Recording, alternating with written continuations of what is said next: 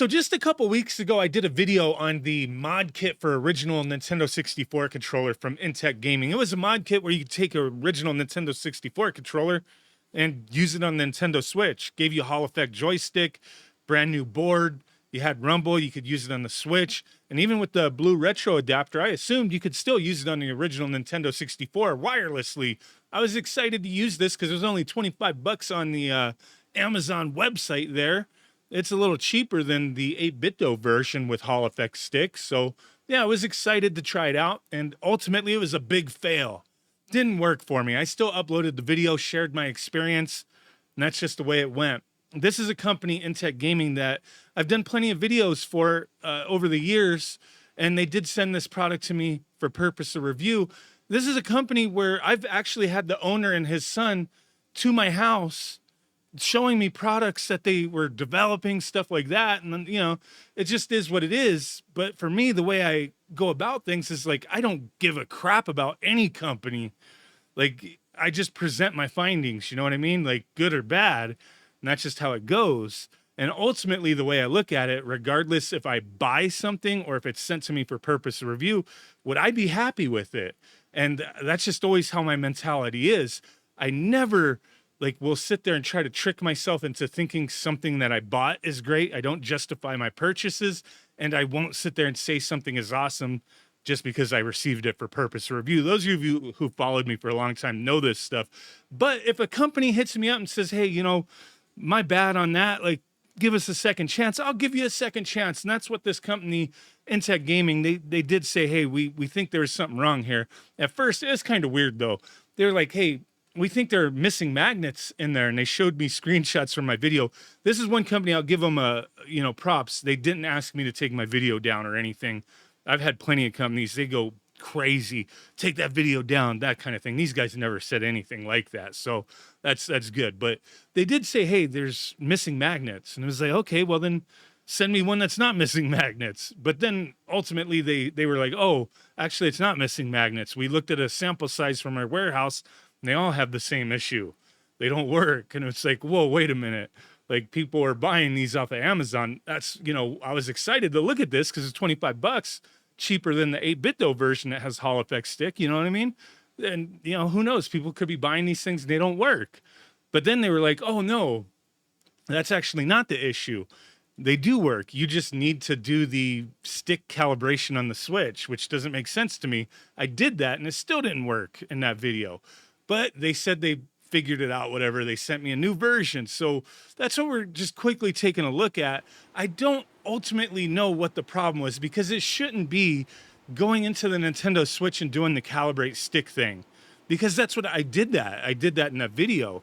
I did that prior to anything that never worked. Like, you shouldn't have to calibrate the stick for the stick to work, to register to the right side.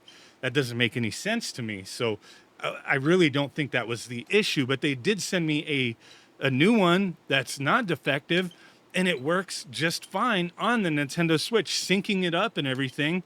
It's good. So yeah, I mean, using it now, it's cool. I did see on the Amazon reviews, there's one review. I'm trying to look at it now. Person, they kind of gave it a mixed review. They're like, it works kind of, but it's a pain in the ass. And they're talking about, I don't know if they even use it on the Switch, but they're talking about they use it on the BlueRetro and the Nintendo 64. And I had the same issue, kind of what they were talking about, that it's not going in all directions. So I was like, okay, let me sync this up to my BlueRetro and try to use it on Nintendo 64, because if I'm going to sacrifice a Nintendo 64 controller to make it wireless, I'm going to want to still use it on Nintendo 64. Like, yeah, you could find a booty Nintendo 64 controller that just that has limp stick syndromes, not good anymore, that you may just be like, hey, I'm not going to use this on the 64 anymore. So yeah, it'd be cool to use it on the Switch. But I don't have any that are necessarily like that bad off. So I still want to retain that usability on the Nintendo 64. So I tried it. I had the same exact issue where it was like I wasn't getting full movement. And then I went to the stick controller test program on my EverDrive, and I was like, wow, the ranges are really off. The button, presses are kind of wonky too.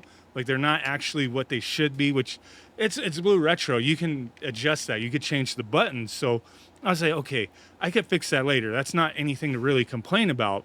The button assignments, right? But the analog stick, that's weird. Why is it registering like that? Like it's just kind of, you're not getting a full range. You play Mario 64, you can't run. You can't really do much of anything. It's kind of strange. So it's like, well, you can adjust the dead zones as well, which is kind of weird, and it's a pain in the ass to do on BlueRetro. Like you just go on the BlueRetro dot. I'll put the website up, but you have to have it powered on the adapter, and then you could change things through a computer that has Bluetooth. You just connect to the device that way, and then you can make adjustments. But I was like, I'm not going to fiddle around with that. Let me update the firmware, because I know there was a recent firmware that came out. So I updated the firmware. Like it was a firmware from a few months back, I believe, and I hadn't updated mine for a while. So I updated the firmware, and it took a hell of a long time, to be honest with you. But I updated the firmware, and then I just synced the controller back up, played Mario 64 on the Nintendo 64.